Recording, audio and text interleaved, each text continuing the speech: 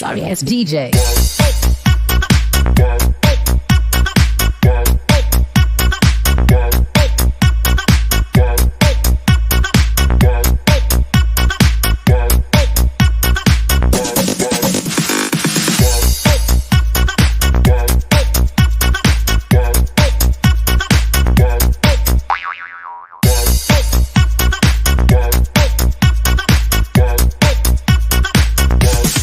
You can get some.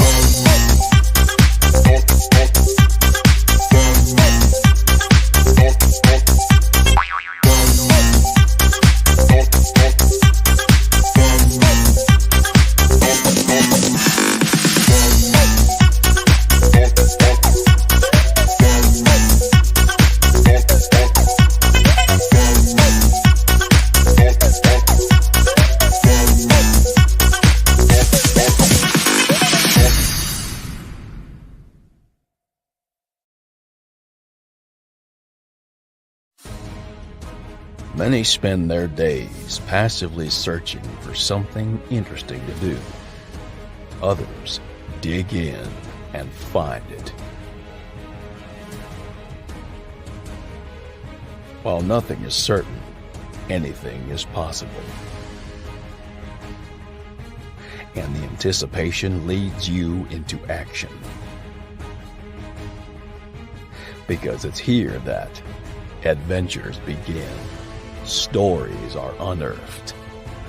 Secrets are revealed. Fortunes are found. Mysteries are solved.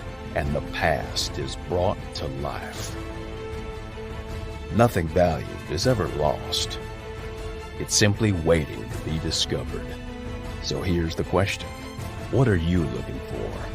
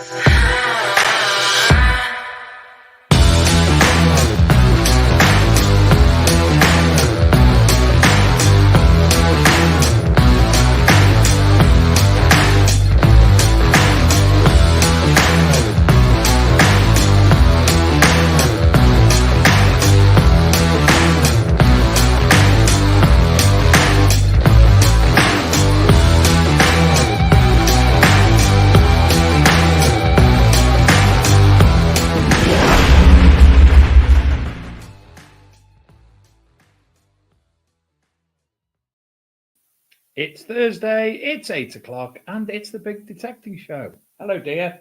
Hello, dear. How are you? Are you all right? Mm-hmm. Yeah. You? Yeah. Not too bad. You got Thank a bit you. of, you got some white on your face. Oh, don't start. I've been painting at home, so I went to the brewery tonight, Chelmsford Brewery. Very good beer there, Chelmsford Brewery. Look at that. Who wouldn't buy that? And Hey, I'd buy Northern beer. this is better. And I had all paint over my face, but my son didn't tell me, so I don't know. Anyway, tonight I'm excited because we've got a cracking show tonight. We've got Mr. Gary Cook, we've got my wall, Adrian's wall, and we're going to talk about metal detecting. Tonight's Adrian's Wall is only just been created because you forgot. Yeah, and I think it's my favourite one ever, and I think we should give something away. Whoever finds this one. And you'd never even heard of it until I'd mentioned it. No. So that's the first time ever I've. Well, I had sort of heard of it, but you can't go back now. You can't go back on your word now. I'd love to find one. Put it that way. So really good on my wall tonight. So did you go out detecting? No. I'm in the process. My van got wrote off, and I had to update it. So I basically took it apart because I wasn't happy with it and started again internally. And I'm well happy. In fact, I'm happier now than I was with the original van. How it's all set out. Me and the boy Oldcroft are going to do the electrics this weekend, and I've come up with a fantastic idea for the internal decoration as well. So I'm quite happy with that.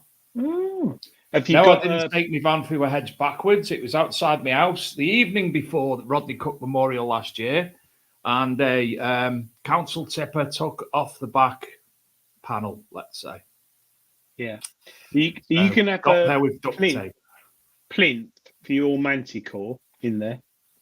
Do you know, I've come up with a really, really good idea. It's not a plinth per se. LEDs. I've got this really, really bourgeois idea for it. Dave, I haven't asked you, how are you getting on with the manticore? Because you're a person who worries about technical issues on a metal detector. Right. Okay. I haven't sent you my settings, but I sent you someone who uses similar. You probably haven't put them in, have you? No, I did. But so in essence, I am loving it. It's finding things that are so small that I don't think I would have found previously, or I may have done. I'm just going over them. Old adage. I'm not taking as much notice as I maybe should be with that 2D imaging system. I'm basically using it as an Equinox. So in that respect, it's bang on because I'd learnt the Equinox to a degree. The settings that you sent me, I put in. However, probably the worst site I could have ever put them settings into, because it was littered with green waste and it was just annoying me to the point I was going to hang someone. Yeah, it will pick everything up, but it will pick out tiny silver, gold.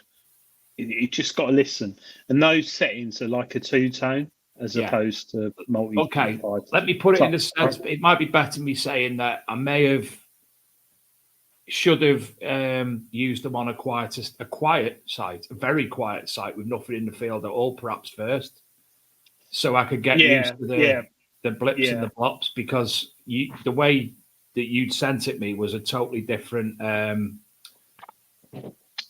noise, what they called tones than I normally prefer. Yeah. So I haven't set Well, tone, and it was and I couldn't get my head around it. Similar to the Equinox tones, to be honest, 2-tone that was, but you can change it. Well, I use 5 tones normally, so. But just goes to show you're getting on with it, and you think you're a technophobe, but I don't think you are. But you're getting on with the Manticore, so I am, surprisingly so, and I will. It's a machine that I don't ever want to get rid of because why should I? Yeah. It's currently a Ferrari for a. I'm doing a Yui. I'm doing a U adage. Yeah, here we go. It's a Ferrari Countach for a Lamborghini. Austin Allegro driver. Ferrari. Did that work? Yeah. Okay.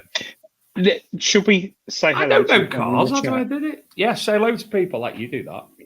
Our guest isn't here at the moment. I've sent in the link Nick late West, because I was late. Stephen Brame, Andrew T from Canada. Thank you, Andrew. Bit quiet in the chat tonight.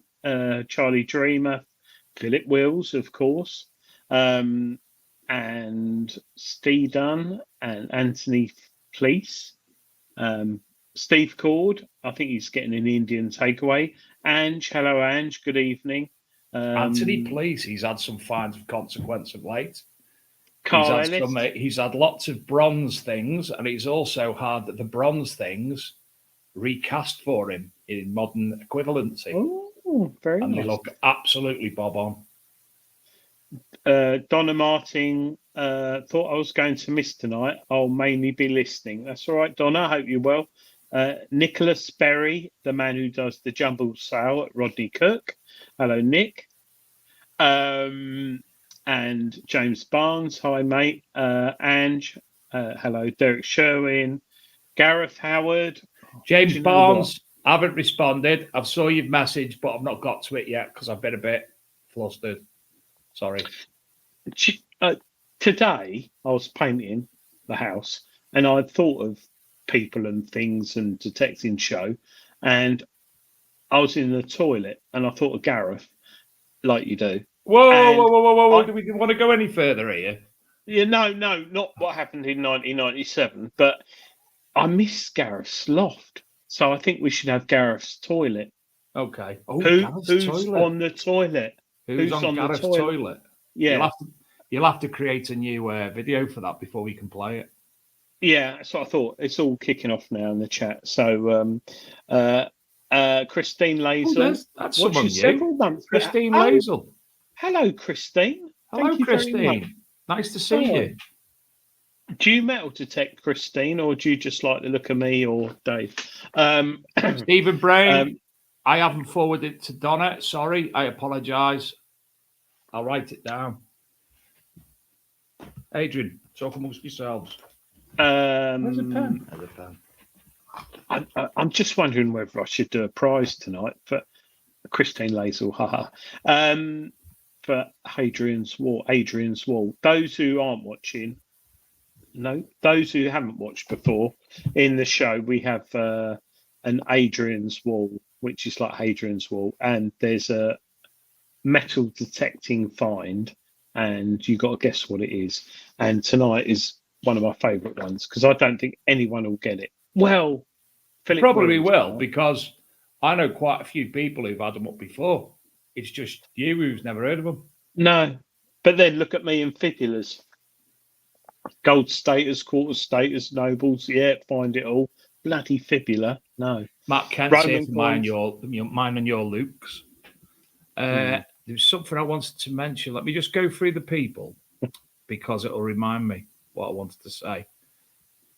Yes, I did watch the Frank Spencer episode, Nick Berry, and I think I watched it twice in bed Thursday night after the show, and I forgot how slapstick Frank Spencer was, and there needs to be more of that on television today. Certainly does. Yeah. Anybody who went to last weekend's Valley Searchers rally, how did it go? Honestly, I've not seen a thing. That's not saying there's nothing there. I've not used Facebook to what I usually use. I've just been a bit manic. Have you didn't ask you? Did you go detecting the weekend? Yep. Went out Saturday with the really interesting actually. Went on one of the fields on our permissions, which has got a lot of springs on it, so it's wet. It's got wet patches. Like about 4 years ago, I got stuck in sinking mud or sinking sand, whatever it is, and I was waving at my mate James, and he just waved back. It didn't help me, and I lost a welly. Went down about 4 foot, but found a papabulla. Nice. About 4 years ago. I've never had one of them. No, it's lovely, and lead trade token. But this weekend went out. What did we find? Not a lot. I've just put your friend in a timeout anyway. Oh yeah, yeah. He started laughing at the fibula thing, so I just thought he found a hammer. I did, but yeah, no, it's really weird at the moment because the soil on one of my permissions, about 3 inches is really wet, and then it's dry, and it's the multi-frequency. I was on the Manticore with my settings, and I was picking up stuff, crotal bells and things like that, but nothing of consequence. I got a bit of a plane, I think, which I was quite excited about. A bit of an aluminium part of the plane, which could have been Second World War. That's what I wanted to say. You reminded me when you said Manticore. Matt Kent said that Anthony Police, he's using a Manticore on beach settings on the cultivated. Yes. A lot of people do that, and do with the Equinox as well. Never heard of that one. Yeah. I've left it in by mistake when I've been to the beach and not metal detected for a while. Yeah. Did you see on the news, BBC News last night, the hobby in a good light? I don't watch it. A 9 or 10-year-old chap called Brody. Yes. Put it on. Oh, yes, we discussed it, didn't we? Yeah. Yes. We think his parents were fans of the Jaws films. Yeah, Brody. He found a medieval seal on a dig in Gloucestershire. Did you see the video? And did you see the male person who was walking around with him? I was convinced it was Gary Cook. How old's the boy? Sadly, I don't think Gary has sired any other children that Lisa knows of anyway. Good evening, Gary. Good evening, John. It wasn't me. That's for certain. It'll get me in trouble. There they are. How are you both? Yeah, we're good, thank you. Yeah, not too bad. Not too bad. How are you two? Brilliant. John's wig's looking well. Yeah. Nicely furnished. I wish I had as much. He's had his monthly bath just for tonight. He's had the Vosine out, hasn't he? He hasn't got an RCM top on though. Nor have I. No, we'll have to sort that out, Dave. We'll have to. I've got an RCM top. I've got an RCM hat. Unfortunately, as I said, I was a bit behind the times tonight. I was. John, does that say Armani? Solar powered instant. Yes. I brought it back from him from a market in Turkey about 2 years. I'll tell you what, John, I'll bring you one back from a market in Turkey in about 2 months. All right. Okay. Obviously, it'll be a medium, won't it? Yeah. I'll have it here in time for the RCM. All right, an extra large medium. The amount of stress that we've been going through, he's going to lose a lot of weight. I think it says Armani beans. Beans, no tunes. Oh dear. Oh dear. So how have you been? We're groovy. We just plod along, don't we, Adrian? Yeah. And I haven't spoken to you for a while, Gary, but all's good. This afternoon, at least. I will be talking to you because we've got an exclusive announcement to make tonight as well. Ooh, not even I know this one. Gary's coming out No, with John. Even Adrian doesn't know this one. He's actually holding hands there. We only found. Now he puts his hands behind his head. John's not got trousers on. He's sitting in his pants. We only, to be fair, we only found out about an hour ago. So it is a massive exclusive. So we've only literally just put it up onto the Marshall's WhatsApp group page. So we're going to obviously hear this before any Marshalls because no one goes on there. Well, we don't want the organisers to tell us off. Oh, how come you told the Big Detecting Show before you told us? So because it's the Big Detecting Show. Exactly. So friends of the show and all that. But no, we've got something to announce. There's still a couple of little I's and a few T's to do. Do you want to do it now or do you want to wait until later on? Well, it's up to the people, isn't it? It's down to the people, not me and Aid. It's up to you guys. It's up to you. Well, basically, we have been. Adrian will back me up on this. We have had non-stop hounding from people asking, "When's the No Frills going to be announced? When's the No Frills going to be announced?" Well, it's being announced now. Oh, the RCM No Frills Weekender is returning. We've been given the go-ahead. We're going to go back to last year's site of the No Frills, where we had the gold staters, the Saxons, the gold posy ring, the Norman pennies, and countless Roman fibulas, and Roman brooches. And but we've also got some new fields, which we didn't have access to last year. So we will have some new fields for it as well. And hopefully we'll be able to have the barbecue again. We're not too sure yet because the farm shop next door is now closed that we had last year. Oh, yeah, Dan. But he did say I was calling for the cakes. All of his barbecue equipment is still there, so he might still be able to do us the barbecue. But we will be looking at probably the end of September. So it will either be Friday the 27th of September or Friday the 4th of October. We're not too sure. October's better. No. September's better. No, I'm off work. I'm on holiday the end of September. So yeah, but you're the weekend before. You just let us know what's easier because you didn't come to the No Frills last year, did you? No.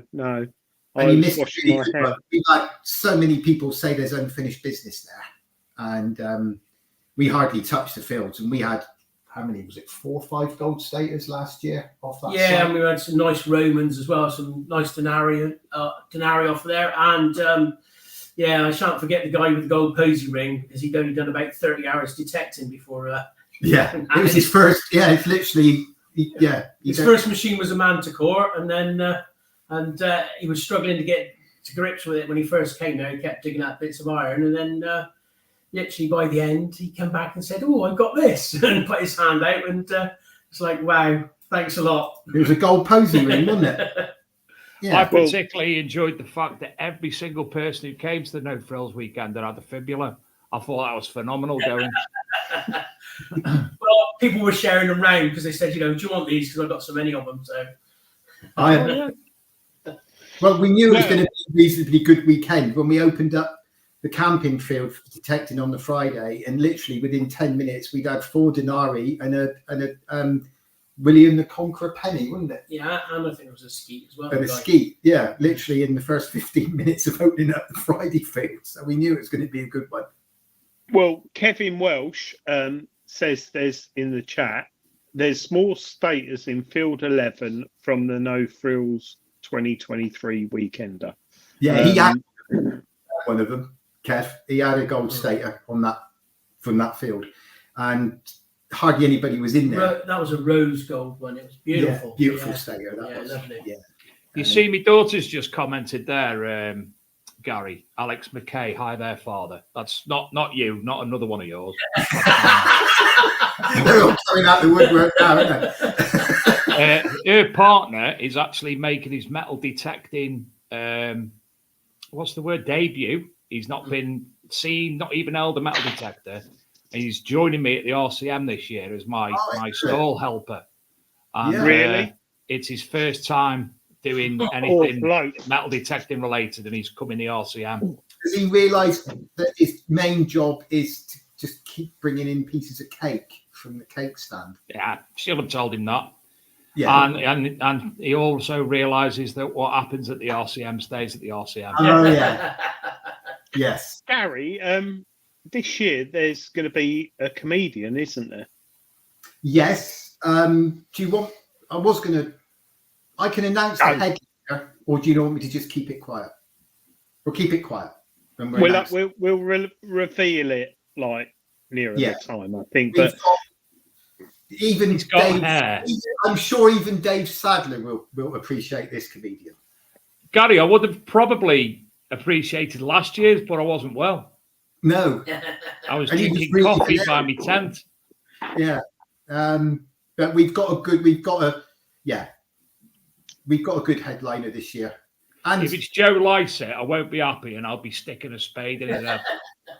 I like Joe Lycett. Well, you're obviously a wrong un for down south, aren't you? Oh, I like him. I think he's quite funny. The comedians are coming back, and there will be 3 of them, and the compare is normal.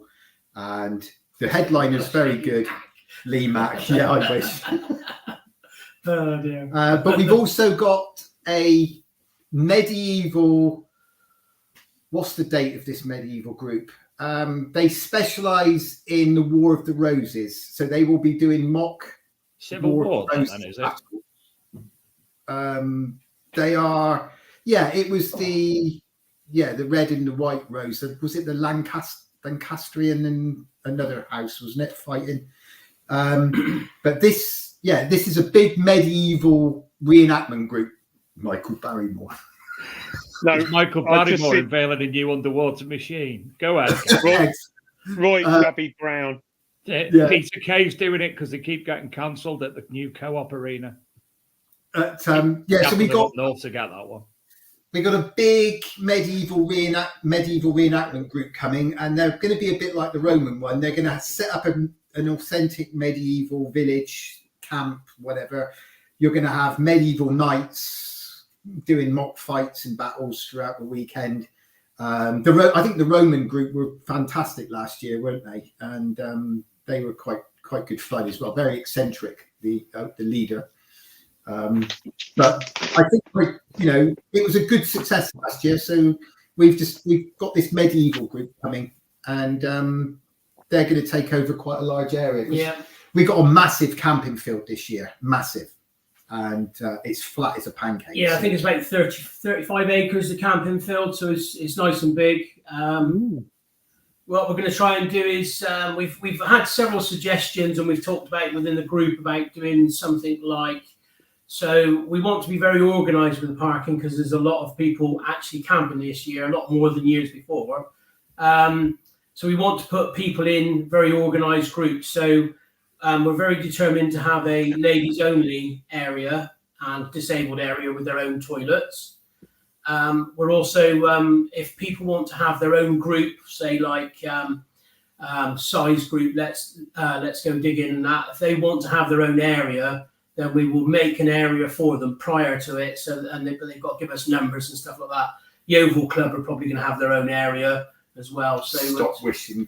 Stop wishing it, isn't it? Yeah. If people want to be in their groups, they've got to come in. They either register to go in their group, or they come in. So if you turn up at the rally and you want to be in a group of 6, you have to hold in the holding field beforehand and come in together into the parking area because we're not leaving gaps and spaces. We want to be very organised this year because last year we filled the field up and there was too many spaces and gaps in it basically, and it was on a slope and there were some complications and that. We want to be we're trying to firm up that and make it a bit more organised than we did last year. So it's one of those things that we're addressing. Obviously, we want everybody to be comfortable and safe and organised and in rows and stuff like that. So that's a bit of a change. We've got the same sorts of things going on as last year. Obviously, shower block, toilets. We're obviously having most of the other stuff that we need. There's something I need to ask Adrian as well. John, I'm married. Hold that Picture? Currently. The video screen. Oh. Where did you put it? John, we came up with an idea, Adrian. We don't know how you're going to think. What you're our tech man. We're looking at hiring this trailer screen. So it's a lorry with a huge, great big TV screen, big screen on it. Is it a projector screen or a what the hell's that? Like a mobile scoreboard. Oh, that's an actual LED screen, LCD screen. Yeah. And what we're thinking of doing is having the toilets. Oh, broadcast live the raffle, and have videos playing on loops, like of fines and the RUH videos playing on loops.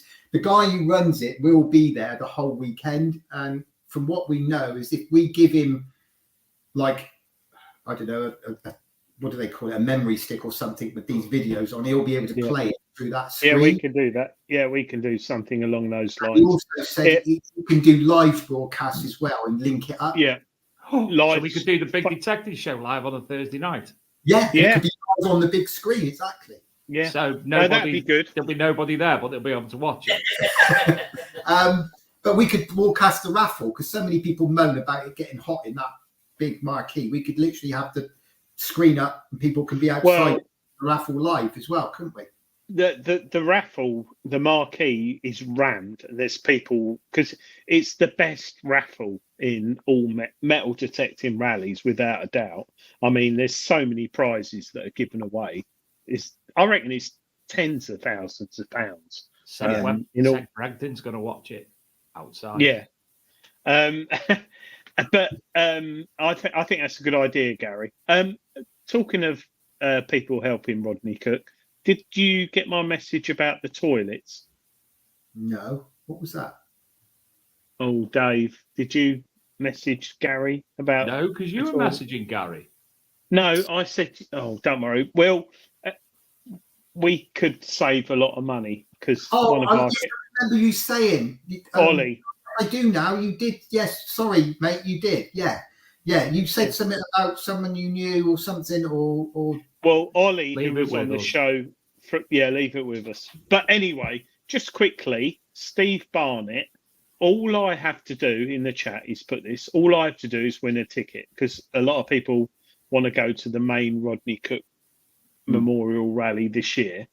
And amazingly, you can win a ticket, can't you, through a certain competition site? Yeah. Did you? Lockdown competitions are running a competition, believe it or not. And they're doing a RCM featured draw, I suppose you could call it. And you win the whole kit that you would need to go on a metal detecting rally. I think he's given away a tent, barbecue, sleeping bag. The whole package. And obviously there's also 2 pairs of tickets to win as well. So 4 adult tickets altogether in 2 pairs. But we could also, as you look after us so well, I heard you say earlier on that you wanted to do a competition. Why don't you do a competition with a pair of RCM tickets as well? We'll give you a pair to give away on the show. Do you think anyone will want them, Dave? I think anybody who does want to win them shouldn't enter if they've already got them. They should leave it for people to have a chance. And I will know if they've already got them. I can tell you a funny story about that. About 3 weeks ago, me and John went to the Knights Templar weekender, because they always give their raffle money over to the RCM. They do a big raffle during the weekend, and everything that they raise from the raffle goes to the RCM. And we always go up there to support them for that. We run the rally with them as well. and we look after them for the weekend with helping them run the raffle for them. And this year we had a pair of tickets, which ended up being 2 pairs of tickets. And then it ended up being 3 pairs of tickets. And I'll tell you why it increased to 3 pairs of tickets from 1 pair in a minute. But the funny thing is, every time we gave away a pair of tickets, the person who won it came up to me on the mic and he goes, I've already got a ticket. And literally every person who won the pair of tickets already had a pair of tickets to the RCM. They'd already bought them. So so in the end, I think Crusade with the Spade won a pair. Did they win a pair? No, Lady Liz, she's not come into the rally. She actually won tickets and she's donated them to Crusade with the Spade. They're actually raffling them off to raise money for us as well, which is great. You know, it's fantastic because everybody's sort of like got their own angle on stuff and everything. I'll send you a picture in a minute, Dave, because I want you to put it up. Yeah. I think to be honest, Dave, we should raffle them next week and just showcase it a bit because tonight we got people in the chat who regulars, but maybe we could get some more people coming next week, and it'd be nice to have it. Okay. Listen, I've got a few parish announcements. I've just sent you a picture, Dave. Roger that. I'll get to it in a second. I've got some parish announcements from the chat up to now. What? No idea what that means. Crusade with a Spade and the Grim Sweepers, as John just said, will be raffling RCM tickets off very soon. All proceeds to the RCM. Wayne Rowland and Nick Berry have made 2 combined, I forgot what it's called, display cabinets. Cabinets, yeah. Which will be raffled off. Nick West has got a fantastic prize. He sent me a picture of something not dissimilar that will be given away at the RCM. And James Barnes will be bringing along with him some actual geophysics equipment as well, talking people through that if they so wish. Yeah, I'll be one of them, James. I'll definitely be one of them. I'm really looking forward to James showing how that works. It'll be very interesting. Before Gary says anything about the Knights Templar, the original ones or the current ones?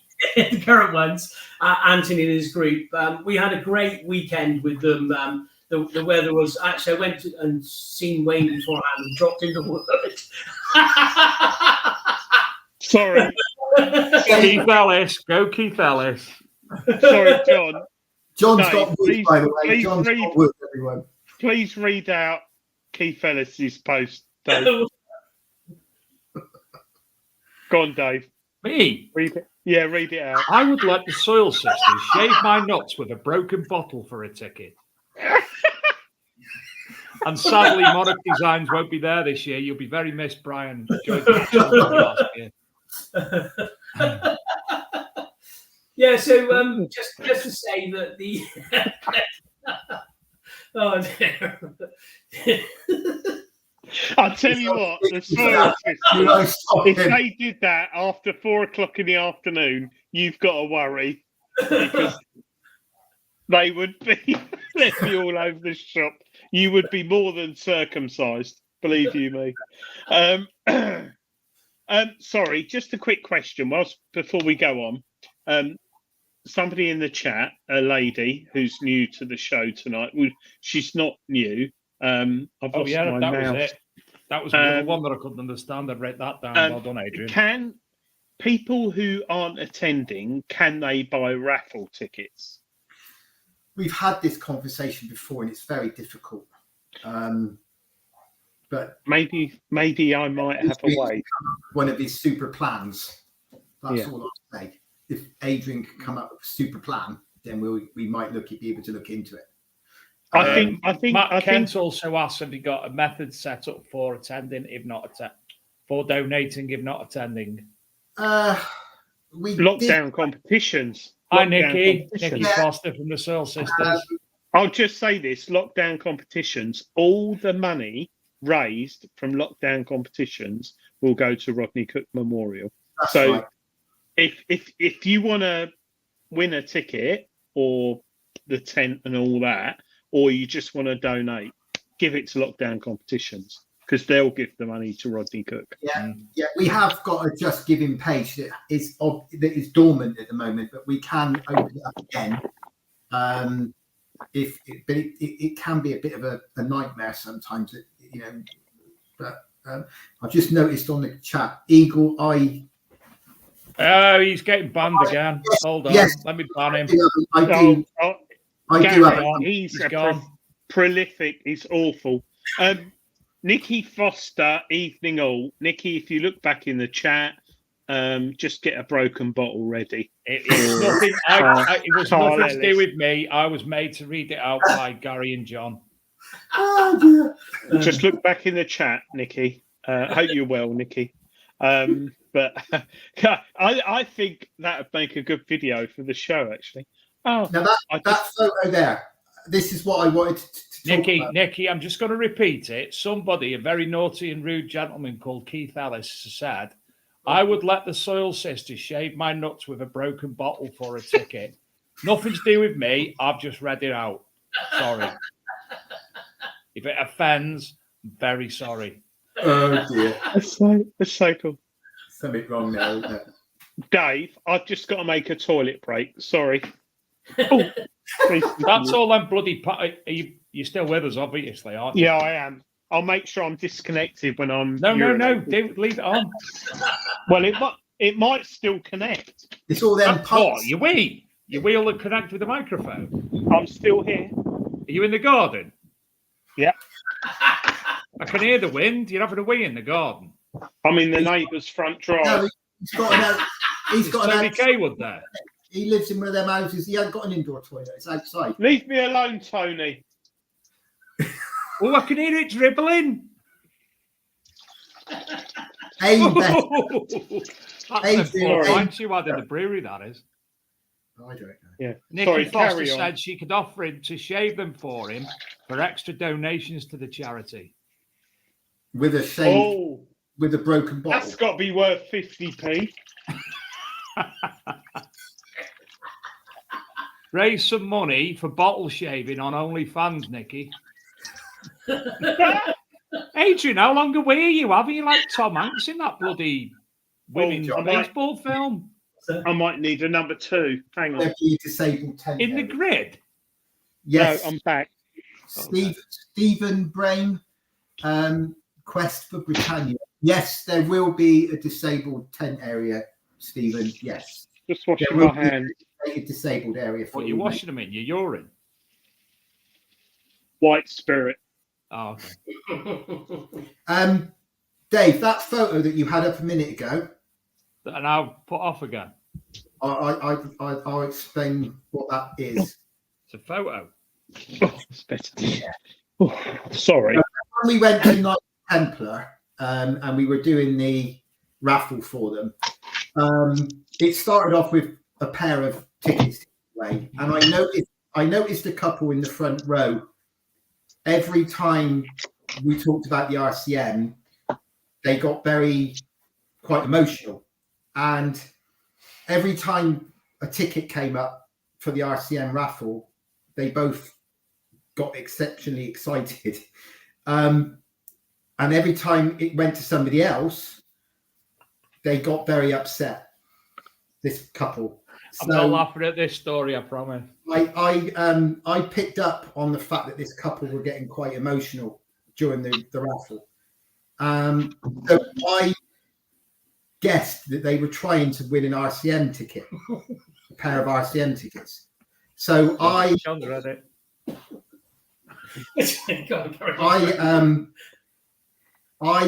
kept adding tickets to the raffle for this to hopefully get this couple to win a pair. And they didn't. So at the end of the raffle, I could see how upset they were. So I pulled them up and I said to them, look, I've picked up on the fact that you two are quite emotional about winning, about getting a pair of tickets. And they explained that the chap, Jamie, he is battling cancer. And he's had quite an aggressive form of cancer. And he'd recently lost his dad to cancer. And the RCM, he said it's been his dream for 2 years because of my story with my dad and lots of other people, and because of what we do for cancer and the money that we raise for cancer. He's been trying for 2 years, and for 2 years he just couldn't get a ticket. They missed out. You know how fast they sell. And he was trying desperately to win. And I added 3 more pairs of tickets to the raffle to hope, but they just didn't, their number wasn't called out. So I made a quick decision while they were up at the top, with me at the front. And I said, right, well, you are going to the RCM. You're going as my personal guest. You're going to be looked after for the weekend. You're not going to want anything. And literally, he just burst into tears, crying his eyes out. His wife was crying, and then he started telling me the story about his dad dying of cancer. He's fighting cancer, and it was his ambition to come to the RCM to support it. And everyone was just crying their eyes out, weren't they? Yeah. It was such an emotional moment, and that photo was taken just afterwards. And the whole evening, he just kept coming up to me, putting his arm around me, crying his eyes out. And I can't believe I'm going. I can't believe I'm going to the RCM. And I just could not let them go away without giving them a pair of tickets. It's the least. Gary, Nikki Foster, she said that was so lovely to see. They were so over the moon. She was still in tears over it on Sunday. David Evans, big love,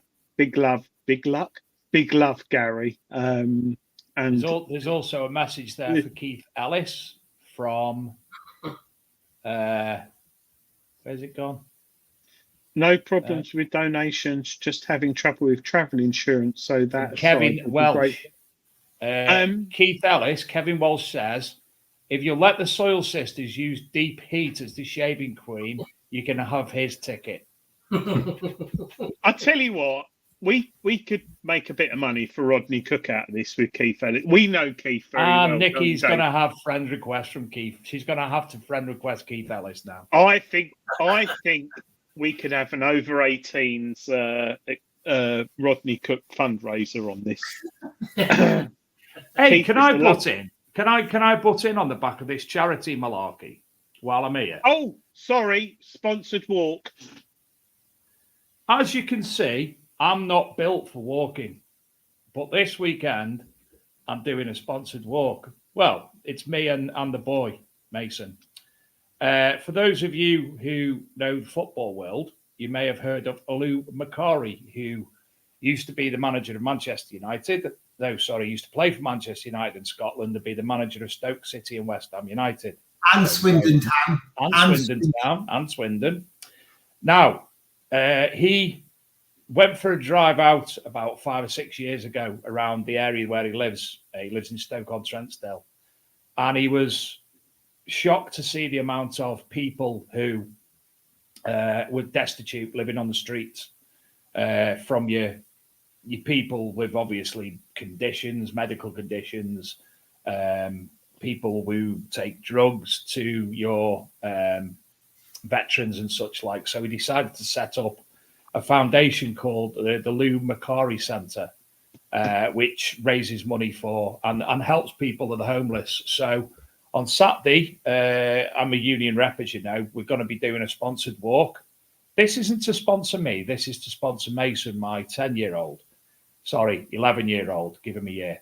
We're going to be doing a sponsored walk from GMB in Anley to the Lou Macari Centre and back again. Now, there's no just giving or anything like that, because it's basically sponsor forms that we're doing. So if anybody would like to donate to Mason, and already Carl Ellis, a viewer of the show, has sent me some money over. The only way I could do it is at the link at the bottom of the screen, at PayPal to sadler_Dave@yahoo.co.uk. Well, the RCM will donate 100 quid to you, mate. Oh, gobsmacking. Thank you very much, Gary. Appreciate that. I'm John. I'm the RCM. Very much do appreciate that. Do that. What you mate? Yeah. How many miles is it, Dave? 2? I don't know. It's about. It's over 5 miles anyway that we're going to be doing. But as you can see, I'm not made for walking that far. I can meander around. To use Adrian's terminology, I can mince around the field and keep stopping and leaning and kneeling. But when it comes to walking, I'm not in the best of physical conditions to do such a thing as this. So, but I wasn't not going to be doing it anyway. We'll tell you what we'll do then. We'll change it. We'll give you an incentive. We'll give you 50 quid a mile. If it's 5 miles max, we'll do you 50 quid a mile. Thank you. If you do the 5 miles, we'll give you 50 quid a mile. I can guarantee I'm going to do the full amount, and I'll be streaming a lot of it live on the. It's the GMB Midlands Manufacturing. So if you want to see what's going on, and you look for the GMB Midlands Manufacturing, that's one of the things I represent. It's basically bringing manufacturing back to the area, and it'll be streamed live throughout. I've been told that I'm not allowed to wear fancy dress. If you walk it naked, Matt can. I can't walk it naked. I've been told I have to wear me logos, but I'm gonna get away with it by wearing a certain item of clothing beneath my logoed Well, attire. I think you should be wearing a Rodney Cook hoodie or top. I've got my hat. I'll put my hat on and make the boy wear hat as well. Yeah. Just quickly. Quid a mile then for you. All right. Thank you, Gary. Appreciate that. Something that I missed in the chat, James Wynn, lovely guy, been on the show a lot. Him and Nick Berry are donating a lot of good prizes to this year's Rodney Cook Memorial, handmade wooden stuff. So I just thought and Wayne Rowlands as well is the cabinet. Yeah, Wayne, Jane, they've collaborated and making some amazing things for this year's Rodney Cook raffle. Both very talented gentlemen indeed. Just wait until you see the cabinet from Wayne and then the decor for the cabinet by Nick. It's gonna blow your mind. It's absolutely stunning. It's gonna look fantastic. It really is. What you've got to remember as well with this is there. John's got wood, by the way. Whoa! We don't need that sort of information when he's got no pants on. Again, that's why he went up to Wayne. He took he had wood. So I went and seen wood. Wayne and give. Wait, he's got wood on the brain. What? Armani Beans. You went and give Wayne wood. Wood. Okay. Yeah. John gave Wayne wood. Yes. What you've got to remember with that is these are one-off pieces that are never going to be made again, obviously. And we're talking about the cabinets now, aren't we? Cabinets, yes. Right. Yes. Sorry, I thought we were talking about wood again. Yeah. Pieces. So we're not sure whether they're going to be raffled or auctioned or quite how we're going to do it yet. But we don't want them just to be put in as just a standard raffle prize. We want to do something quite special with them. So because they are nice pieces. So, yeah. And it's they work really hard on it. We don't actually know the full details. We don't really know what it's going to look like. We just know what the rough idea is, don't we? Left it to them to sort out between them. But they're if you see what Wayne makes, is lovely cabinets he makes. So. And we all know how talented both of them are. And James as well. James boxes and that. He made the wine thing, didn't he, for you, Adrian, with the logo on the Big Detective Show white logo. Yeah, exactly. So it's but again, all the proceeds are going to go to the RCM. We don't know whether we're going to raffle it or whether we're going to auction it or whether we're going to do it yet. We'll wait and see what happens. We'll work it out near the time, but it will go into the pot for this year's fundraising, and that's why we wanted to make the announcement about the no frills, which will be coming up as well. As far as the one dayers are concerned, me and John are going out next week to assess some sites for a one dayer as well. So we will have the one dayer and we will have the no frills this year. We apologise that we're a bit behind with it, but the weather hasn't helped the farmers and we've just been, inundated with trying to get everything ready for the main weekend as well, haven't we? So Plus, we've had some very important visits in the last month. Yes, that's the whole reason Gary came on the show with John to talk about where has all this money gone. And David, have you got some pictures? I think Dave should have some. You should have some from the website. So I just sent Dave a few pictures on Messenger. Those who aren't on Facebook, if you go to rodneycookmemorial.co.uk and click on news, you will see where the money from this fantastic hobby is going for Rodney Cook. And I think it's amazing what Gary and his team have achieved. We all donate to charity, whether it's air ambulance, cancer, whatever, homeless. But Rodney Cook, a little charity, which you are, Gary, not being rude. You're big in the metal detecting community, but in the grand scheme of things, 100%, mate. But look at this is where your money is going. So you go detecting, have a few drinks, a laugh, comedian, but you're actually paying for this. Sorry, Dave. Go ahead. I'm sending you some more, Dave, that you might want to put up. So I think we've explained it before in the past that the Dyson. Where'd you go with here now? Bear with me. He keeps sending me stuff, and they're all over the place now. I'll start there. Is that all right? The one before was obviously, we'll talk about that. Me and John will bring that up for you. The plaque. Basically, when we first started the RCM, we were raising money for a charity based at the RUH Hospital, which is the Royal United Hospital in Bath. And that was where my father was treated mainly for his cancer, and it was where he died. He died in the William Budd ward, which was the cancer ward at Bath Royal United Hospital. It's where he died. Everybody knows the story, who knows the RCM. They've heard me talk about it many, many times. When the dust settled, as it were, it's the wrong word, really. The dust never settles. You never get over it. Adrian will know this. You never get over it. It never leaves you. The pain is like a knife in your heart for the rest of your life. And you learn to deal with the pain. You learn to live with it. It never goes away.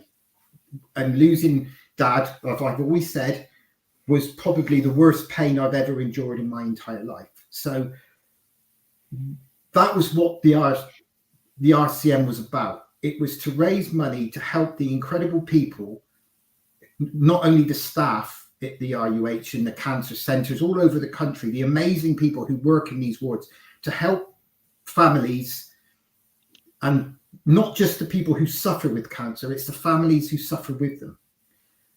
The ones who have to deal with watching their loved ones slowly decimate into nothing and pass away from being fit, incredible people to virtually nothing. And that is what the RUHX is. It's a cancer charity run at the RUH to help. They were building this state-of-the-art new cancer centre because the cancer centre for the Southwest, which was based at the RUH mainly, was just, it wasn't fit for purpose almost. It was too many people were getting cancer to deal. And so they were creating this incredible centre that we were told was going to be welcoming for people. It was going to be therapeutic for people. It was going to allow families to stay on site, to be with their loved ones whilst they're having treatment. The whole decor of the place and everything about it was going to be set for helping people and for the treatment of people. And over the last few years, that's what we've seen. We've watched the centre slowly go from the ground upwards. We visited it first when it was just the footings, and it's now this incredible building. I don't know if you've got a photo of the actual outside. I I'll send one to you. It's an incredible building now, and it's the Dyson Cancer Centre. And we were given a private tour, weren't we, John? Yeah, so some of the people from our group. That's me and Mum. Yeah, that's Gary and his mum. Gary, been crying there. Yeah, well, before John says a bit more, what you've got to remember is, although the building was taken down, the name of the cancer ward is the William Budd ward, which is still there. Although it isn't the actual physical ward, that my dad was in, it's in the same location. And what you've got to remember from my mum is that was the very first time since 2017 that she's even managed to step over the threshold of the entrance to the Royal United Hospital. She's not been able to go anywhere near that hospital because it brings back so many evil, horrible memories for her. And it's where my dad died. He died in my arms. He died with his family around him. And Mum has never been able to go anywhere near that hospital ever since. Even when she's had to have treatment herself for a triple heart bypass since my dad died, and she's had to have treatment, she's refused to go to the Bath Hospital. She's gone to Salisbury. So when we had this invite to go and have a private tour of the Dyson Centre, and to see, some of you might know this, some of you might not, but as part of the fundraising that we've done, because we've raised so much money, the RUH Hospital decided that a treatment room in the new cancer centre was going to be named after my dad. It was going to be named after the RCM rally, the man that my dad's name that is about the rally. The RCM stands for Rodney Cook Memorial. So they wanted to forever have my dad's memory and my dad's legacy, and for what we've done with the RCM, forever in a building, a treatment room. So there is an actual treatment room that you've got photos of. You'll see a picture of me and Mum in the room and the rest of us. There is a treatment room in that hospital called the Rodney Cook Treatment Room 1. And there it is there. And that, everybody, is where your money's gone. People's lives will be saved because of what we've done. That room will save people's lives. And that is where your bloody money goes. And all of the amazing people in this hobby who have helped us do this, that is the end result. People will be alive today because of what you've done and what we've all done. Not just the RCM organisers, not just us, everybody. I thought it was Shrek then. That's John. Had the haircut since then. But I think Gary, it's so nice to see where people's money have gone for that. When we go to Tecton on the Rodney Cook Weekenders, we have a good time. We enjoy ourselves. It's really good value for money, and that money, you don't pocket it. No one else pockets it. It goes to this. And I just think that is brilliant. And people must remember that everything else is volunteer. John, all the RCM team, and people put themselves out for that whole. It was not a weekend because you get there on Tuesday, Wednesday, set up the marquee, set up the tent, toilets, the water biters, everything. And then you don't go on the Sunday, you go on like the Wednesday or Tuesday when it's all down. So I'd just like to say hats off to everyone who supports it, not just paying to go for the weekend, but the organisers and the volunteers, because that is such a big thing. I mean, we all go Friday, Saturday, Sunday, great laugh, but there's more to it than that. And to get that picture there, I think is amazing. And your mum must be so proud, Gary. As I say, it was so difficult for her because she really, really wanted to go, and she forced herself to go into that hospital, to go into that William Budd ward. And the last time she was in that ward, she walked out, an hour after my dad had just died. and she couldn't go back again. I had to go back and do all of the, the death certificates and everything. And she's never been able to bring herself to go back there because it's just too painful. But she was so determined this time that she was going to do it, and she did. And we were all so proud of her, weren't we, John? Yeah. Because it was so hard, and she's crying her eyes out in that photograph. But to see Dad's name on a plaque, on a wall, and the thing is, long after we've all gone, Dad's legacy in that ward will still be there, and people will still be treated there. And people might say, well, who was Rodney Cook? Why is this room named after him? Who was the RCM? And Google it. And yeah, and that is what we're so proud of. Everybody, it's like you said, Adrian, everyone who's ever done is lit with buying a raffle ticket. Every single person who's bought a raffle ticket or who's donated or who's made display boxes, who's done any fundraising like the groups. I'm not going to name all of the Facebook groups, but there's many amazing Facebook groups who've raised money. Everyone who's put something into the RCM for reasons, their own personal reasons, their own tragic stories. Anyone who's done anything, that is what it's about. That is the end result. That is what we do it for. And we deal with an awful lot with the RCM. We have to deal with an awful lot, and we get so much positive energy from people. In people like you, Adrian, you don't blow enough smoke up your own ass sometimes. You do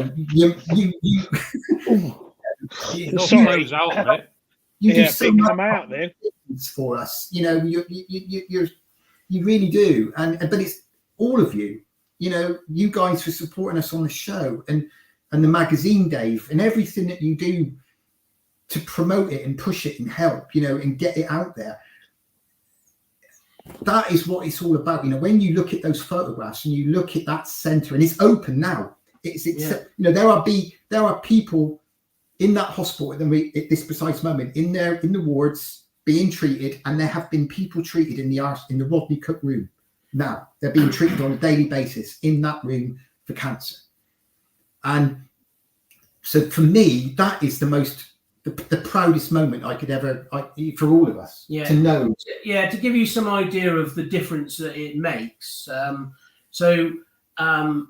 The RUH Hospital was awarded £40 million to build a cancer unit. If you see the old one, you can see it out the windows of the new one. It was built by the Americans in the Second World War. I don't know whether it was barracks or it was a field hospital. It was a field hospital for people on D-Day. And it literally was, to say it's ramshackle is not the right word, because obviously been kept and maintained, but it is archaic, and the rooms are dark and dingy, and it's not a very nice place at all. And if you're going to go for cancer treatment, it's not, they make it as welcome as they can, but it is a very old-fashioned part of the hospital, and it needed updating. So they were awarded obviously grants from the NHS, but the extra £10 million that came from donations, which was ours and the Dyson Foundation and everything else, made that whole unit something special. So it's been designed with lots of things in mind, like the views out the windows are bigger. The air conditioning is every single room separate, has a positive side and a negative side on the ward, so that there's no infections travel across it for vulnerable people. Every single light bulb is controlled on its own system and stuff like that. I mean, it is really state of the art. I mean, in the children's wards, they have screens in the ceiling, so you got a picture. Yeah, you can connect your iPad to them. There's a lot of technology gone into that building, and what you can't see is where that money has gone has actually improved what would be a functional hospital or cancer unit into a very, very special place to be. Two family rooms. Yeah. So without the money that we've raised, it would, like John just said, it would just be a standard functioning hospital, but there's extra additions to make it special, like the ceiling thing for the children's ward. The children can plug their iPads in and look at the ceiling and have a TV and but there's also next door to the children's ward, 3 rooms designed with beds and a kitchen and toilet and showers. So if mums and dads want to stay with their children, they can. And they can stay in the ward and be there for their children 24 hours a day and not have to leave and upset them. They can literally live in that for as long as they need. And it was a very emotional day. Yeah, I think it's very difficult for us to convey to people that when we went round and had a look with the rest of the people in our group, and obviously with Gary's mum, it was very emotional, but it was also very inspiring to, we know what's been achieved, and it's very difficult for us to explain to everybody that puts into the RCM, it is a very proud moment for all of us. I mean, it is something that, everybody that comes along can, pat themselves on the back and say, well, we help support that. I mean, our hobby is a fantastic hobby, as you know, and we've this whole thing which we've created and we're a part of is something special. It's very difficult to convey to people how grateful we are for obviously the rally being such a success, and it wouldn't be like it is. I mean, it doesn't matter how hard we work behind the scenes and to actually get the day up and running. It's the whole atmosphere of it. It's the coming together of people that, like James and Wayne and Nick and everybody else, and the Knights Templar group and all the other groups that do, run their charity stuff. Everybody that does stuff and put in stuff. There's so many people. I think really well said, John. But Gary and John, just roughly, how much has the RCM raised for cancer charity since it's been going? Just roughly. Yeah, I'm not sure the actual figures, but I mean it's well over 300,000. It's more than that, isn't it? Because with all the other ones we've done, we're not far away from 500,000. Not far away. I think if we have a good year this year, we'll probably touch very, very close to the 500,000 mark. Brilliant. Very, very close. And could I just say as well that as well as the people who are coming to the point that things might happen where they end up in that.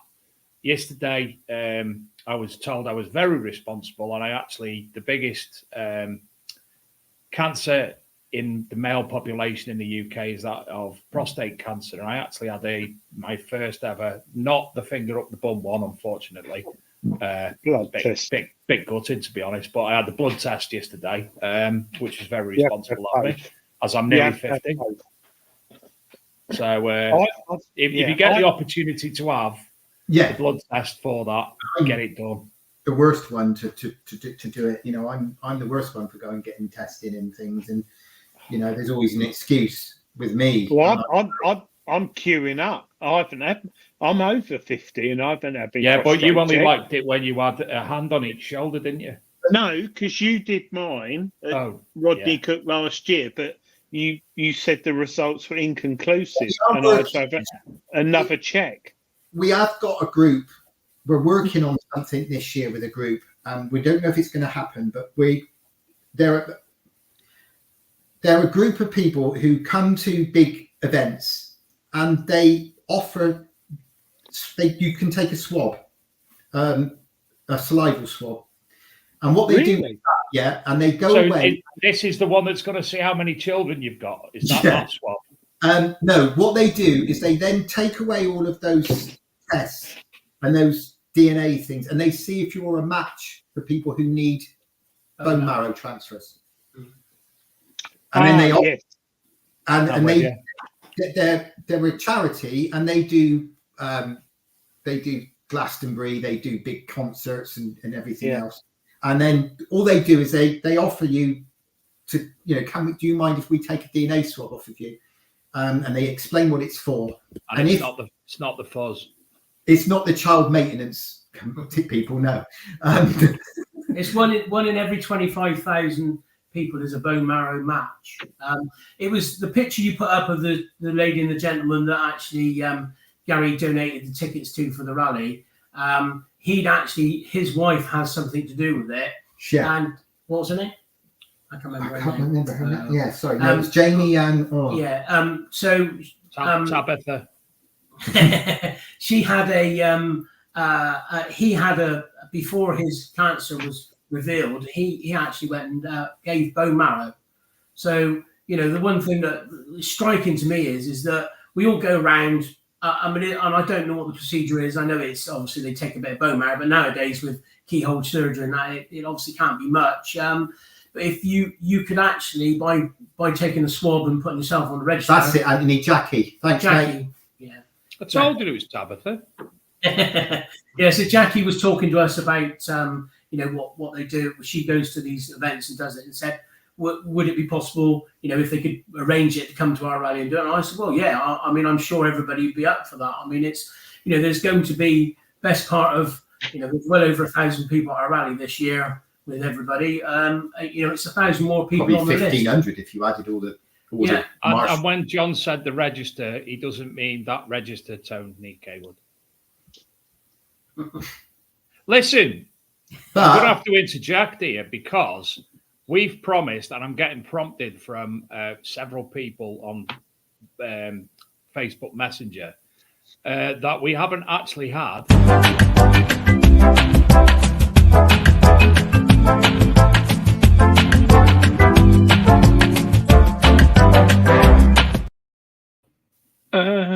Oh, he's done it again. Oh, he's here. He's here. Yeah. He is. Make it big, Adrian. There it is. Is it big? Yeah, it's big. Has it got wood? It's like John's Right. wood. Now it's big. Just to know, no prize monies can be won from this game. No prizes tonight either. Right. So we And it's a have good one. I bet you 30. somebody gets it like in the first one, Adrian. Go on, John, pick a we're going to number. let you choose the first number tonight. Oh, number 10.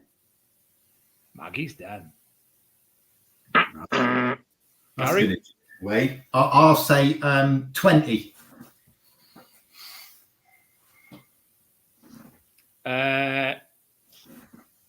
Nikki Foster, number 3. Oh, we haven't got 69. have we? It looked like cool. Not a brooch. Lucky number 13. Well, if it's It's not a dildo. It's an Harry because he doesn't play the It's not a token. Seb Regden, number 5. Seb, thank you for the donation that you've sent over. And to you too, John Nicholson from, it's not a medal, not a sundial, not a denarius, from Queen Pod. It's not a fibula. It's not a Celtic-y. So it can't be one of them. It's not a stator. It's not a seal. It's not a button.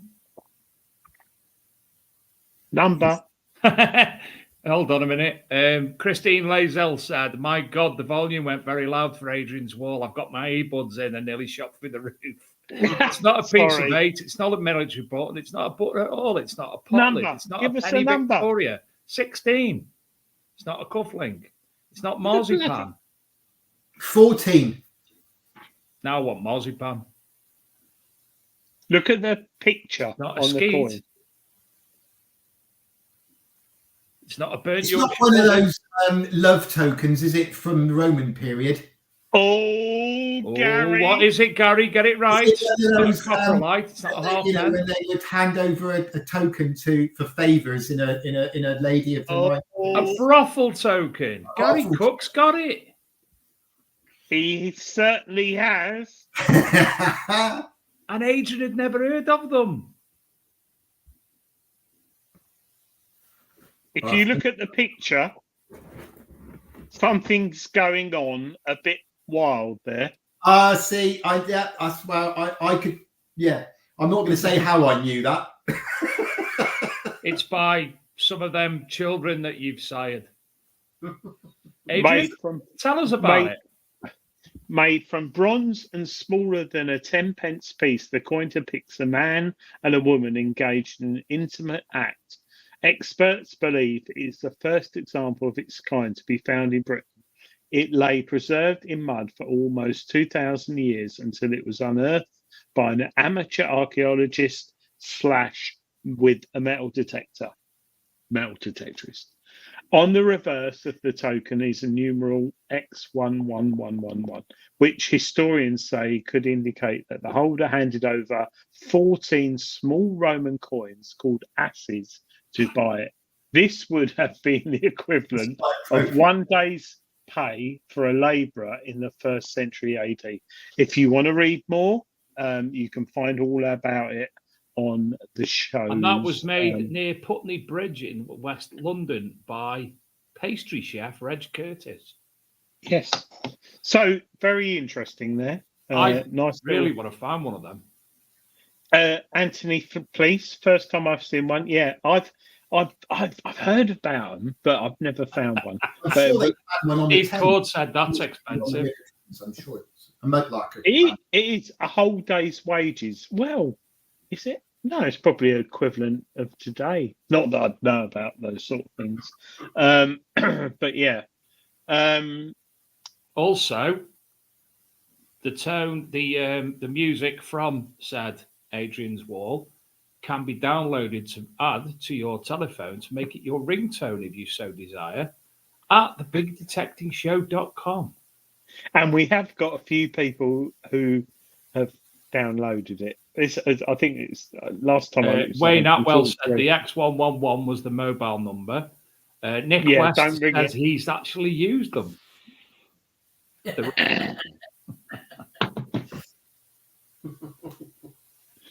Not in Wales, brother. Steve Cord. Show off, Philip.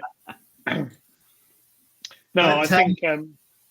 Yeah, sorry. No, sorry. Go on, Gary. You know all about it. We were saying about the hospital and that, and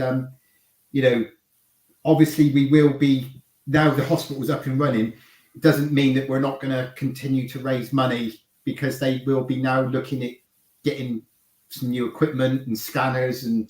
Yeah, well, they've actually got a space in the ward for a new scanner, because so they explained about some very complicated equipment when you go for scans that are in these rooms that are lead lined and stuff like that, and they can't move one of them from the old part to the new part because it's for some reason it's not movable. So they're basically going to put a new, obviously, and with equipment. It's upgrading all the time, so they're going to basically they've already got one scanner in place, and they're putting another one in. When funds are raised. So we're continuing as we obviously do, because it's still needed. It's still going to be needed to fund any new equipment that comes up. So it all depends if my stress levels can deal with it, and and I can handle all the other stuff that goes on with trying to organise the RCM. So you can do it, Gary. You can do it. Oh. It's been tough this year, I have to admit. It's been very tough this year. And talking of tough this year, Gary, there's been a lot of malarkey going on in the metal detector community of late. But behind the scenes, obviously, you've received quite a lot of hate. Yeah.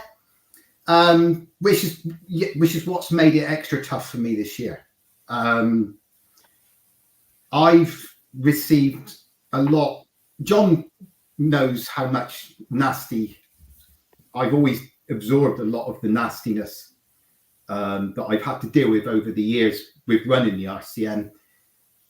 And I've always absorbed most of the nastiness away from my friends, because I don't want them to have to deal with the real hardcore stuff that I get sent. And I sometimes wonder whether I should talk about it or not, because I don't want. This is such a positive thing that we've done, but there is a massive negative side to it as well. And I don't want to glorify these people, but I still think that the rest of the metal detecting world should know some of the things that we've had to deal with. I've had people, and I don't, me, I wear my heart on my sleeve, and I can take a joke, and I can have people, we have us lot have laughs between us, but there's a real line that gets drawn sometimes.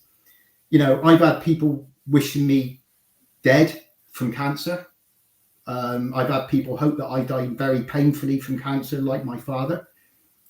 I've had people threaten me.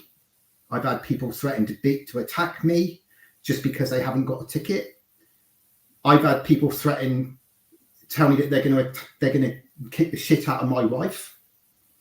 And I don't mince my words there. I've had people say that, you know, they're going to knock 7 barrels out of my wife just because they haven't got a ticket for the RCM. They're going to get the RCM shut down. We've had people send anonymous emails to local councils trying to get the RCM shut down. I've had an anonymous letter sent to my boss trying to get me the sack from my job because of the RCM. And I know who sent it. I won't name them, but I know who sent it. John knows who sent it. I've had to deal with really nasty, evil, sick stuff that I won't even begin to say on here. Because it's not worth it. You know, some stuff that would make your blood boil, real hardcore.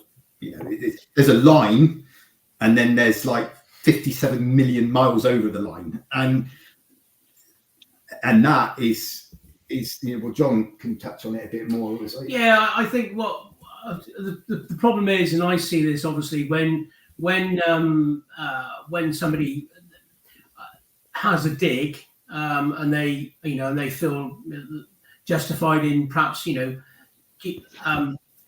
giving a retort that is, you know, pretty much outrageous.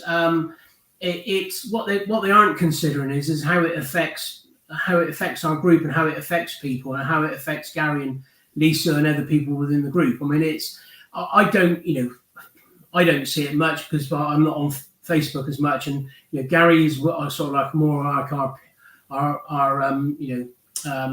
promotional side of it, and this is what I say to him: you run the show and we back you up, and we do back him up. I mean, we have made decisions this year and steps to do things to make sure that things don't go out of hand this year at the rally. You know, I'll say no more than that. The one thing that it's shameful that people do this. And I know people turn around and say, you know, chin up, give us their names and we'll go sort them out and everything else. That's not what it's about. You know, Gary has to put this, you know, in a box and try and move on from it. And it is very difficult because this isn't our jobs. This isn't a career. This isn't something we do, you know, work for a charity. We do this in our spare time. He has a full-time job. So do I. So do virtually every single one of our marshals, apart from the retired people. And we spend, I wouldn't like to count the hours we spend on it. Weeks of our time, you know, arranging stuff, sorting stuff out, conversations with people, trying to look at making it bigger and better every year. We're always trying to look at new stuff. Obviously, we go to sites, we arrange meetings with farmers. We don't just do, you know, oh well, we'll go and hold a rally there, and we'll go and see a farmer or estate.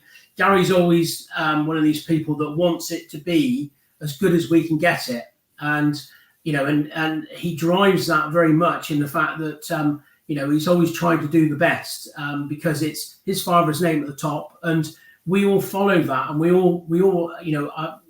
all take our sort of efforts as very seriously in this. And one of the things that is quite difficult is when we get a lot of these things, and Gary gets a lot of these things aimed at him because he gets it, not the rest of us. I mean, I brush it off a lot more than what a lot of people would, because I make the statement is, if you don't like me, then hard luck, you know, because I'm not forcing you to like me. You know, we do what we want to do because of the reasons we want to do it, and so do the rest of our group. But what I find very difficult to accept is when this isn't our job. We don't get paid to do it. We don't put ourselves out to have this put forward at us. And when we have problems and we have people trying to impose their will because they think they're hard done by, I think it's quite sad. I know don't get me wrong, there are thousands of people out there that understand it and everything else. And you look at all the other groups. I've seen chats on some of the other ones where people moan at the dig organisers, oh, why isn't there this, why isn't there that? Well, if you want to do it better, go out there and do it yourself, and then you'll find out how many people will moan about stuff, whether it be little trivial things or big things, like Gary said about, look, our rally's successful. We know it's successful. We're not bigging ourselves up in any way. But one of the problems is we can't have 5,000 people turn up to a 1,000-acre rally. It's just not done. If we could run a 5,000 people event, we would do it. But we would have to give up our jobs to do it. We could not coordinate. We could not physically do it. We wouldn't have the land available. We want everybody to come. We want everybody to have a good time. That's what it's all about. It's about them having a good time. We could put the price up each year. We don't do stuff like that. We're very firm on, we want to make it affordable for people. We want people to have a good time. And we want them to know that when they go away, they know that every single penny that we have raised, apart from the costs of running it, which is the marquees, the toilets and everything else that we provide for them as a service, every single penny of that goes towards charity. No, none of our marshals get paid anything. It hurts when people actually turn around and actually say, well, and they make accusations and they make false claims, and it is false claims, and it's sad really. And I don't mean that just from the RCM point of view. I think it's for all rally organisers. I see when we go to other rallies, how much effort they put in. I realise how much effort they put in just for a weekend, and it's tough. It is hard. Well said, John. And I think we should just those sort of people. Yeah. And Gary, I know you're heavily on Facebook. You just got to look at them and go away.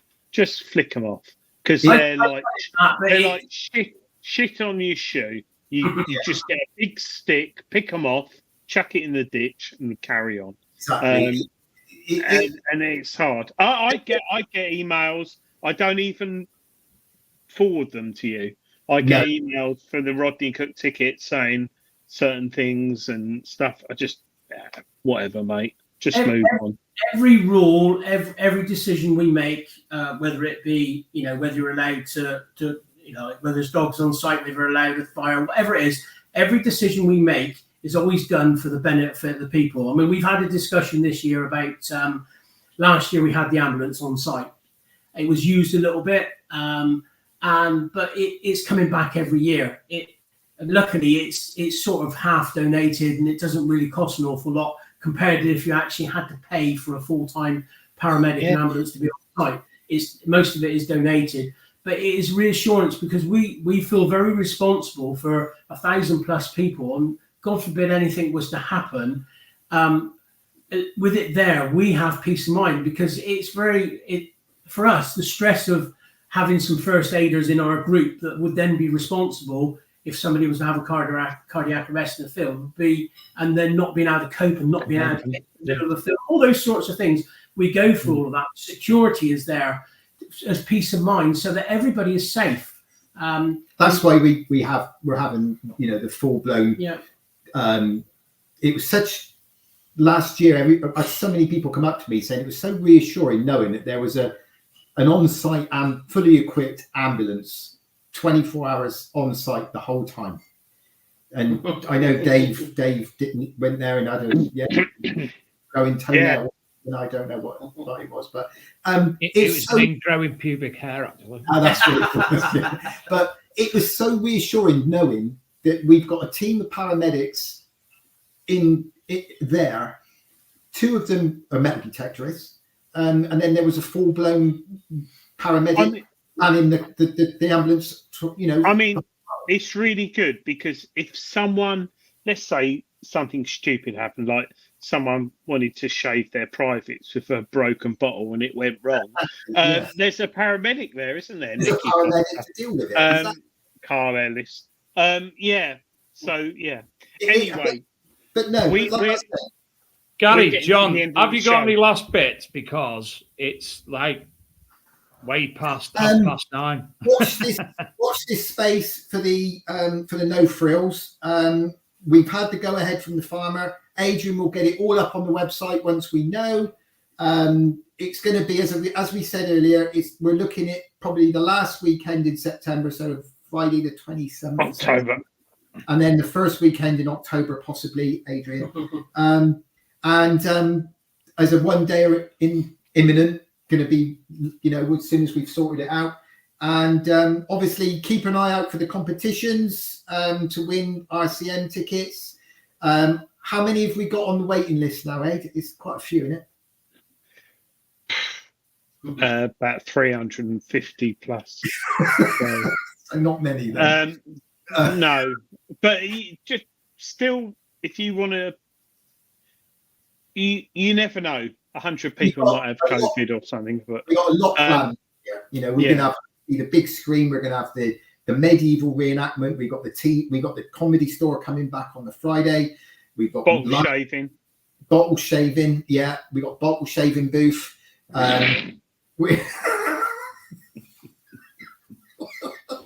Gary, thank you very much, and John tonight, top guys, really good. We want to thank all of you. The whole reason we came here really was to thank everyone who's ever helped us. And hand on heart, we cannot thank you enough to help us achieve what we, to like we said, that hospital and everything in it. Go on the website and look at the if people go on the Rodney Cook website and look at the RUH, it's a fantastic new unit. And that is what we want to thank you all for. All of you guys who just come to the rally, support us every year, buy tickets, whatever.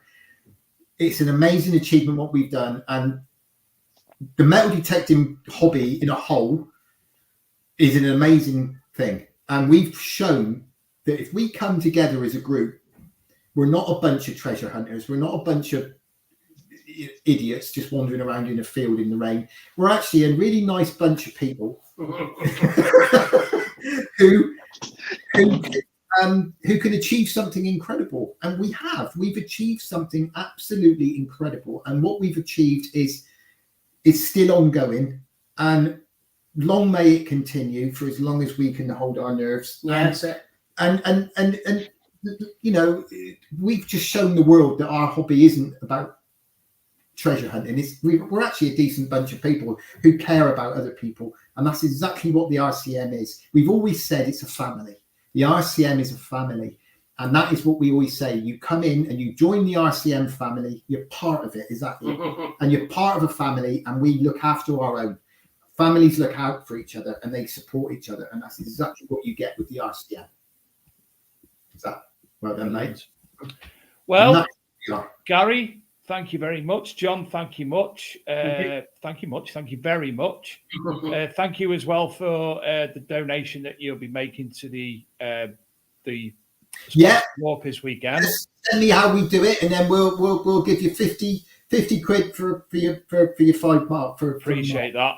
It's basically 20 miles. PayPal. 20 miles, I think. Yeah, he's marathon walking around the world. So basically, for those of you who haven't read the bottom of the screen, if you do want to make a donation, and as I said before, thank you to Seb Regden and to his name's gone blank, John Nicholson from Coin Pod. Thank you both for their donations this evening. If you would like to drop even a small pound over, please feel free to send it over to myself at sadler_Dave@yahoo.co.uk. My union leads will be watching this, so they'll be knowing that there'll be some monies coming their way anyway, so they'll be all above board. Don't be worrying about any malarkey. Adrian, thank you as ever. Gary and John, everybody watching, thank you. We'll see you soon. I don't think I've organised a guest for next week as yet. Bear with, and we will sort. No problem. I think it's your turn to sort one, actually, Adrian. Yeah, I'll find one. Yes, so I'll sort one out then. Good night, everyone. Take care. Good night. Bye.